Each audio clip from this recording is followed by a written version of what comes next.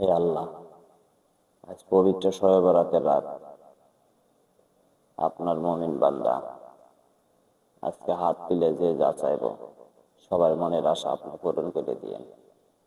সবাই তো নতুন করে অনেক কিছু চাওয়া থাকে, আবার কতজনের পুরানো স্মৃতিগুলা ভুলে থাকতে আপনার কাছে হাত তুলছে, সবার মনের আশা পূরণ করে দিন, আমিন।